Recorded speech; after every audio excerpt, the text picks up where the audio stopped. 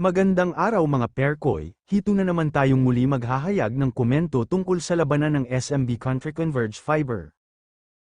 Hito ang takbong spotter galing nakakashoot.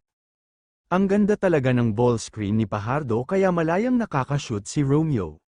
Under first quarter pa lang mga perkoy, talagang parang nawawala na ng lakas sa kababantay ni Pajardo si Arana, KTA natin sa pag-upo niya kung gaano siya napapagod. Sa quarter na to panay nagpapalitan ng score si Junmar Pajardo at Arana ng Converge, pero kita pairin natin ang kaibahan ng kanilang posisin at galawan sa loob.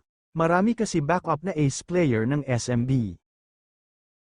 O sa koponan ng SMB, kahit pinabigat at pinaiksi ang depensa ng Converge dahil na din sa dami ng mautak at may high IQ na player pinagbigyan ng bola ang kanilang bigman Mathiago Perrin na inaararo sa ilalim ni Pajardo si Arana. Agad din naman na bumabawi ng score sina Arana at Stockton na nagpapaulan ng tira sa labas, napagtanto siguro nila na mas mabuti tirahan sa labas kasi di mahigpit ang depensa.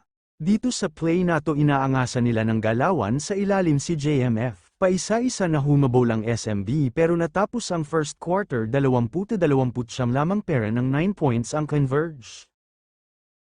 Second quarter ng game, si Terence Romeo naman ang umaarangkada sa opensa ng SMB. Katulong sina Simon Enciso at Roddy Brondial na gumagalaw para makahabol ang SMB. Nagkagit-gitan sa loob ng court ang dalawang malalaking bigman na si Arana at Junmar Pajardo at napakamot na lang sa mukha si Pajardo nang matawagan za ng foul na kung titingnan di naman ayon sa tema na ipinapakita sa mukha nito.